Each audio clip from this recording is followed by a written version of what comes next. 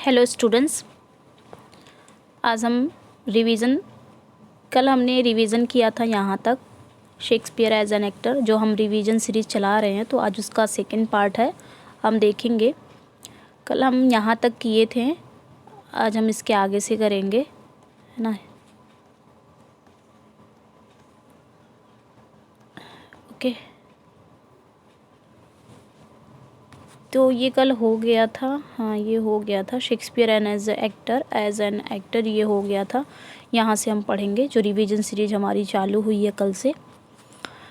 Literary features of his plays, इनके plays के literary features क्या हैं देख लेते हैं। हिज लास्ट मेजर ट्रेजिडीज़, ये पहला फैक्ट है। His last major tragedies Antony and Cleopatra Coriolanus, उनकी जो लास्ट मेजर ट्रेजिडीज़ है वो कौन सी है? एंटनी एंड क्लोपेट्रा है और कोरियोलिनस है। contains some of Shakespeare's finest poetry and were considered his most successful tragedies by the poet and critic T.S. Eliot। तो यहाँ पे क्या करा कि शेक्सपियर की जो फाइनेस्ट पोइट्री है इसमें कंटेन है और इसको माना जाता है उनके मोस्ट सक्सेसफुल ट्रेजिडीज़ के रूप में। किसके द्वारा माना जाता है? एक पोएट हैं, क्रिटिक हैं, T.S. एलियट के द्वारा। ओके, आगे देख लेते हैं। Who called his tragedy Macbeth, जिन्होंने मैकबेथ को क्या कहा है? An artistic success. जिन्होंने मैकबेथ को क्या कहा है? An artistic success. And other tragic play Hamlet, और उन्होंने हैमलेट को क्या कहा है? एन आर्टिस्टिक फेल्योर कहा है। तो यहाँ पे आपको याद करने की यहाँ पे चीज़ें हैं। सबसे पहले आपको याद करने की यहाँ पे चीज़ क्या है कि उनका जो लास्ट मेजर ट्रेजिडीज़ क्या है। तो उनके last major tragedy Antony and Cleopatra है, कोरियोलिनस है। देन आपको क्या याद रखना है? आपको याद रखना है कि जो T.S. एलियट हैं उन्होंने ट्रेजिडी मैकबेथ को क्या कहा है? An artistic success. और फिर उन्होंने हैमलेट को क्या कहा है? एन आर्टिस्टिक फेल्योर कहा है। ओके, इतना आपको इसमें याद रखना है। और आगे है on the basis of objective correlative, किस बेसिस पे उन्होंने ये कहा है? तो ऑब्जेक्टिव कोरिलेटिव के बेस पे उन्होंने कहा है। आगे उन्होंने कहा Hamlet is called Mona Lisa of literature by T.S. Eliot in his essay Hamlet and his problem. आगे उन्होंने क्या कहा है? उन्होंने हैमलेट को मोनालिसा ऑफ लिटरेचर कहा है। किसने कहा है? T.S. एलियट ने कहा। कहाँ कहा है उन्होंने? अपने एस्से हैमलेट एंड हिज प्रॉब्लम में कहा है। ओके, ये कब आया था इनका एस्से? 1919 में आया था। हैमलेट एंड हिज प्रॉब्लम ये किसका है? T.S. एलियट का है। इन्होंने इसी में हैमलेट को मोनालिसा ऑफ लिटरेचर कहा है। ओके, तो यहाँ पे ये भी फैक्ट हो जाते हैं। नेक्स्ट फैक्ट है with 404 lines and 29551 words Hamlet is the longest Shakespearean play and यहाँ पे क्या कह रहा है कि शेक्सपियर का जो सबसे लॉन्गेस्ट प्ले है वो कौन सा है? हैमलेट है। शेक्सपियर के लॉन्गेस्ट प्ले में कौन सा आता है? हैमलेट आता है, जिसमें कितने लाइन्स हैं? 4042 लाइन्स हैं और 29,551 वर्ड्स हैं। आगे कह रहा है with 1787 lines and 14369 words the comedy of errors is the shortest play.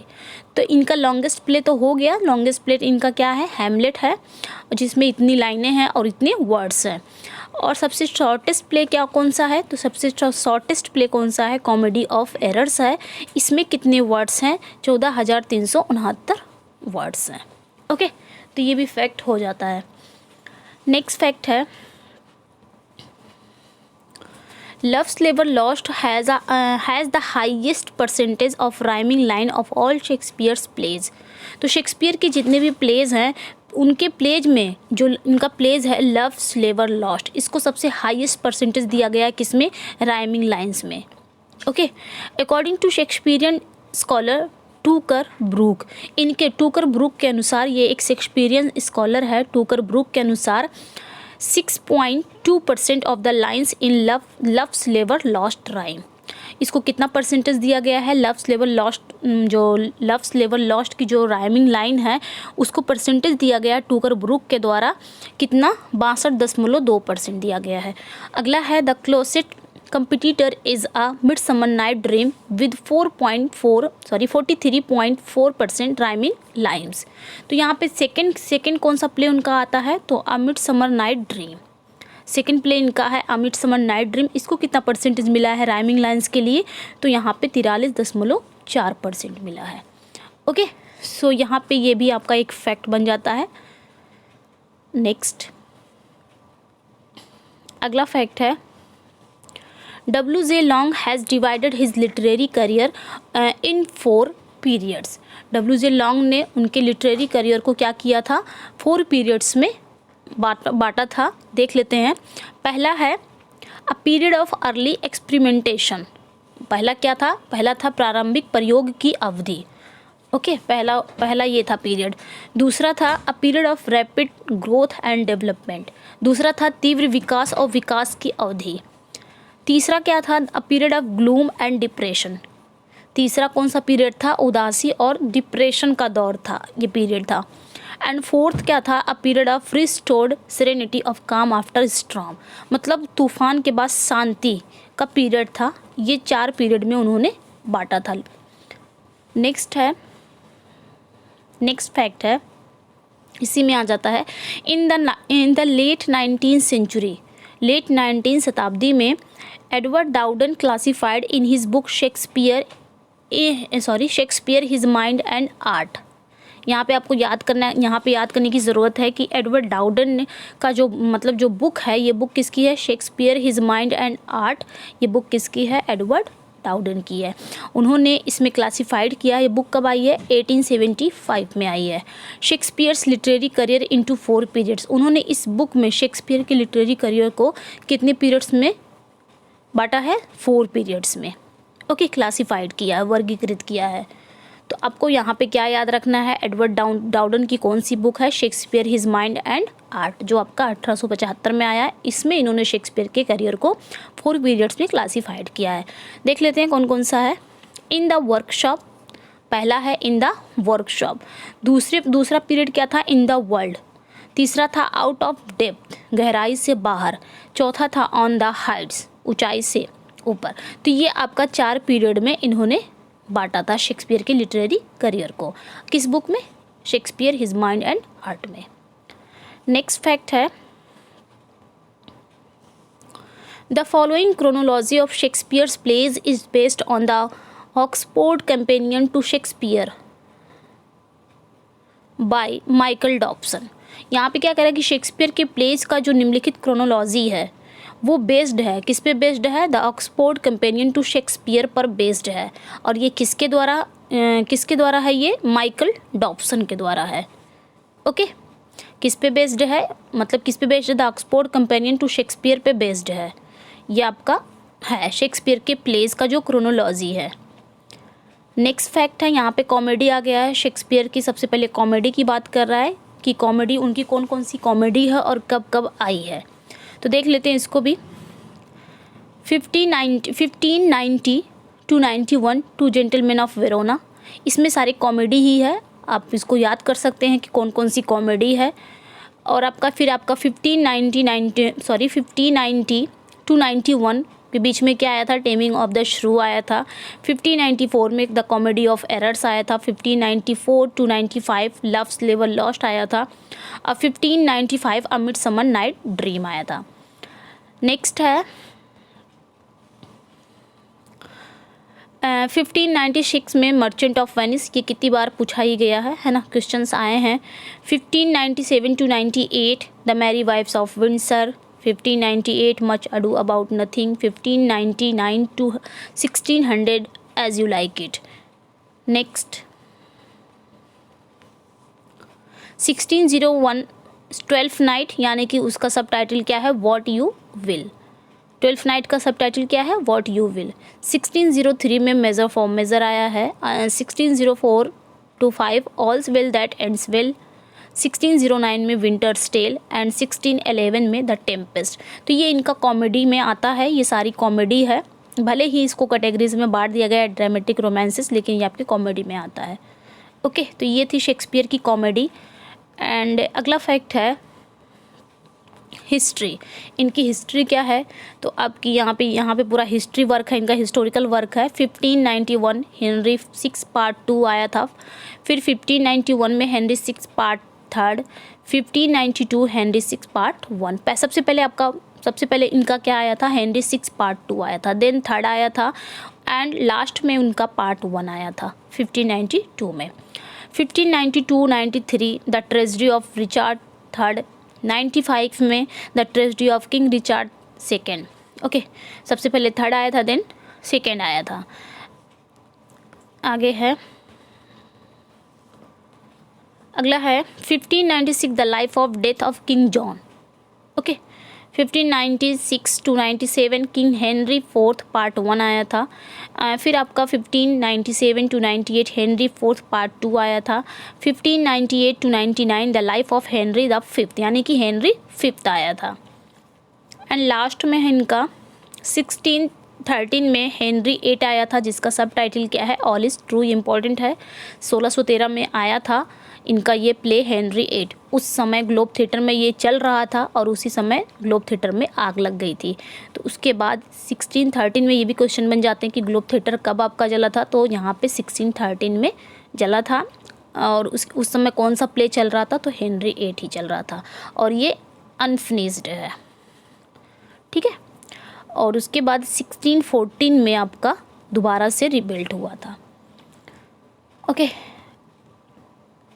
अब यहाँ पे क्या बताया है, यहाँ पे बस बताया है कि शेक्सपियर की जो ट्रेजेडीज़ हैं, जैसे आपके किंग लियर हो गए या फिर उनका मैकबेथ, ओथेलो, उसमें क्या क्या उन्होंने गलतियाँ की हैं, क्या क्या मिस्टेक किया जो लास्ट में उन्हें तकलीफ़ें झेलनी पड़ती है। जैसे किंग लियर ने क्या किया था, किंग लियर ने प्यार में आके अपनी दोनों बेटियों को अपना पूरा राज्य दे दिया था, लास्ट में उनको क्या क्या परेशानियाँ झेलनी पड़ी, तो यहाँ पर पूरा बताया है। ओके, हम फैक्ट करेंगे, ये सब रोमियो जूलियट का भी बताया है, फिर हैमलेट का भी बताया, उनकी जो ट्रेजेडी के बारे में। फिर यहाँ पे अगला फैक्ट आता है ट्रेजेडी। तो हमने कॉमेडी देख लिया और हिस्ट्री देख लिया, जो इनका हिस्टोरिकल प्ले था। अब इनकी ट्रेजेडी है कि ट्रेजेडी में शेक्सपियर का कौन कौन सा प्ले है। तो आपका यहाँ पे 1592-93 द ट्रेजेडी ऑफ टाइटस एंडोनिकस आया था। सबसे फर्स्ट ट्रेजेडी अगर पूछा जाए तो शेक्सपियर का टाइटस एंडोनिकस था, सबसे फर्स्ट पहली ट्रेजेडी थी। ओके, उसके बाद 1595 the tragedy of Romeo and Juliet, ये था। 1599 the tragedy of Julius Caesar. 1601 the tragedy of Hamlet, यानी कि प्रिंस ऑफ डेनमार्क, ये पूरा नाम है, the tragedy of Hamlet prince of Denmark. अगला है 1602 में the history of Troilus and Cressida आया था। 1603-4 the tragedy of Othello the Moor of Venice, ये फुल टाइटल है ओथेलो की। 1605 में the tragedy of King Lear. फिर आपका आया था 1605 में the life of Timon of Athens. Next fact है 1606 में द ट्रेजेडी ऑफ मैकबेथ आया था, एंड 1606 में the tragedy of Antony and Cleopatra, दोनों ही यहाँ पे बता रहा है। 1607 में Pericles prince of Tyre only partly by Shakespeare, और 1608 में द ट्रेजेडी ऑफ कोरियोलेनस, 1610 में the tragedy of Cymbeline, and last था 1613 यानी कि 14 two noble kinsmen co-authored with John Fletcher. तो ये जो टू नोबल किंग्समैन था, ये किसके कोलैबोरेशन में लिखा गया था, तो जॉन फ्लेचर के। ओके, इसका को ऑथर्ड कौन है, जॉन फ्लेचर है। ओके,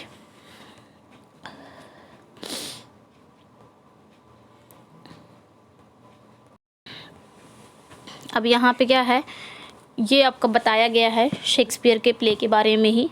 आगे बढ़ते हैं टॉपिक अगले फैक्ट पर।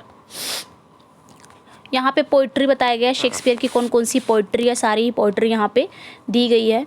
सबसे पहली पोइट्री है उनकी मतलब नैरेटिव पोयम है। 1593 में वीनस एंड एडोनिश आया था इनका। 1594 द रेप ऑफ लुक्रीज, बहुत इंपॉर्टेंट है, दोनों ही लॉन्ग नैरेटिव के रूप में जानी जाती हैं दोनों। 1599 sonnet to sundry notes of music, ये शेक्सपियर का है। 1599 द पैसिनेट पिलग्रिम। 1601 में फिनिक्स एंड द टर्टल आया था। 1609 में अ लवर्स कंप्लेंट, एंड 1609 में द सोनेट इनकी पब्लिश हुई थी थॉमस थॉर्प के द्वारा, है ना। 1612 में funeral algae by William Shakespeare, तो ये इनकी पोइट्री थी। ओके, आगे हम बढ़ते हैं। यहाँ पे बताया गया है कि कब आपका वीनस एंड एडोनिश लिखा गया था।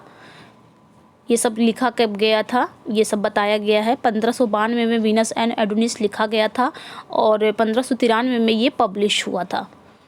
ओके, बताया है। यहाँ पे भी वही चीज़ बता रहा है, यहाँ पे रेप ऑफ लुक्रीज के बारे में बता रहा है 1594 में। सो हम फैक्ट की तरफ चलते हैं, थोड़ा सा यहाँ पे देख लेते हैं। Outbreak of plague, closure of theatres. यहाँ पे कह रहा है कि थिएटर्स कब क्लोज हुए थे, तो plague had most the on going danger in England since before the time of Shakespeare birth. तो यहाँ पे प्लेग उस समय जब शेक्सपियर का बर्थ हुआ था उस समय प्लेग बहुत ज़्यादा फैल चुका था। तो यहाँ पे क्या हुआ था, a very devastating outbreak of the disease swept the country 1593 and 1594। उसी बीच आपका प्लेग भी आया था जब आपका वीनस एंड एडोनिस लिखा गया था।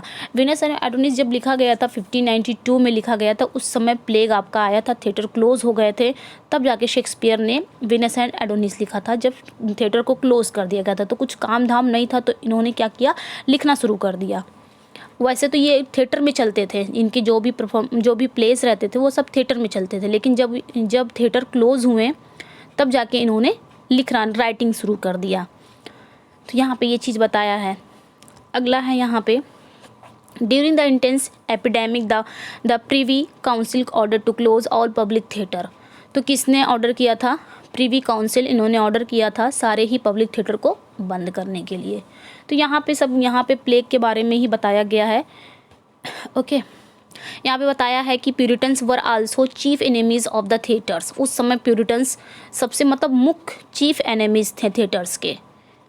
ओके, तो यहाँ पे थिएटर के बारे में बताया गया। हम फैक्ट की तरफ चलते हैं। अब यहाँ पे इनका अगला फैक्ट क्या है, folio edition of Shakespearean plays. देख लेते हैं इसको भी, वीडियो ज़्यादा लेंदी नहीं होगी। यहाँ पे देख लेते हैं। Folios are large. फोलियो क्या होता है, लार्ज होता है, टॉल वॉल्यूम्स का होता है, मतलब लार्ज लंबा होता है फोलियोज। एंड कॉर्टोज आर स्मॉलर, और कॉर्टो क्या होता है, स्मॉलर होता है, रफली हाफ द साइज। फोलियो क्या होता है, लार्ज होता है, और कॉर्टो क्या होता है, स्मॉलर होता है।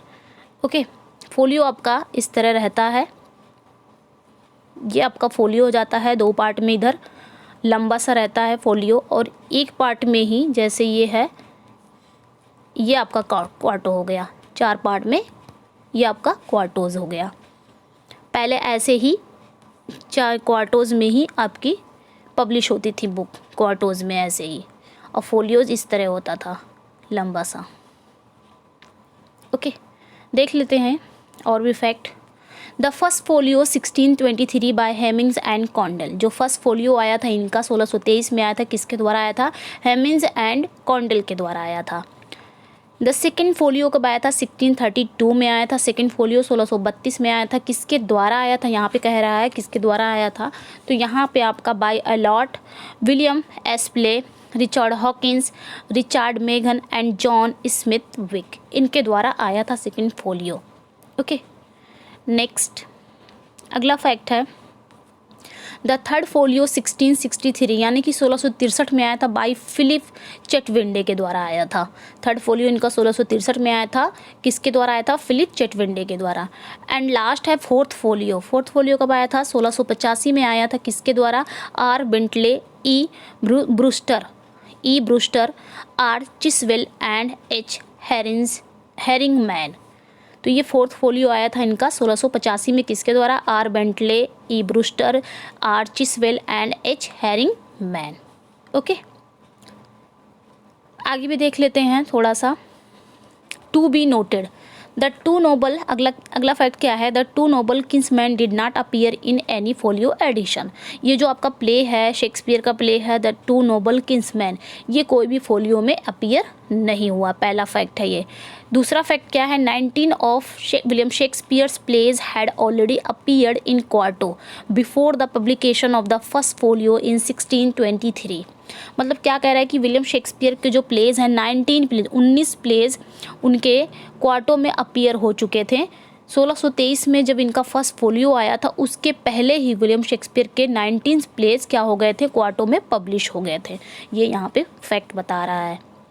कहीं कहीं आपको 18 मिल जाता है लेकिन 19 है। Okay, there were published only 18 plays his death in 1616, मतलब सिर्फ उनके 18 प्लेज ही पब्लिश हुए थे उनके मौत में, जब उनकी मौत हुई थी 1616 में। ओके, अगला फैक्ट है the play co-authored with John Fletcher. जो प्ले है उनके को ऑथर्ड कौन थे? With John Fletcher. John Fletcher थे। The two noble kinsmen was first published in 1634। ये जो इनका प्ले था शेक्सपियर का, शेक्सपियर और जॉन फ्लेचर दोनों का मिल के था। द टू नोबल किंग्समैन ये कब पब्लिश हुआ था? 1634 में हुआ था। And one play first publish in the first folio the taming of the shrew was later publish in quarto. बाद में जो taming of the shrew play है ये बाद में कब पब्लिश हुआ था? क्वार्टो में हुआ था। ओके, तो ये थे कुछ फैक्ट, आगे भी वही चीज़ बताया है, तो ज़्यादा वीडियो बहुत लेंदी हो जाएगी। मिलते हैं नेक्स्ट वीडियो में हम अगले फैक्ट के साथ। आपको कैसे लगे अपना फीडबैक ज़रूर दीजिएगा। इतना ही रहने दें, रिवीजन के लिए ज़्यादा लेंदी वीडियो नहीं है, 20-21 मिनट की ही बहुत है ना। तो अपना फीडबैक ज़रूर दीजिएगा। आप लोग इसको रिवीजन करते जाइए, आगे जो भी आपकी प्रिपरेशन है उसको करते जाइए, और आपको रिवीजन अगर करना है तो ये वीडियो आपके लिए बहुत हेल्पफुल होगी। ओके, फिर मिलते हैं नेक्स्ट वीडियो में। चैनल पे नए हैं तो चैनल को सब्सक्राइब करिए, वीडियो को लाइक एंड शेयर ज़रूर कर दीजिएगा। और हाँ, अगर आपको इसका PDF चाहिए तो आप हिना इंग्लिश क्लासेस से टेलीग्राम पे ज्वाइन हो सकते हैं। ओके, आप लोग ना लाइक करते हैं ना सब्सक्राइब करते हैं, सिर्फ वीडियो को वॉच कर लेते हैं। तो लाइक भी करिए, सब्सक्राइब भी, अगर आपको वीडियो अच्छी लग रही है तो। ओके, मिलते हैं नेक्स्ट वीडियो में। Thank you for watching.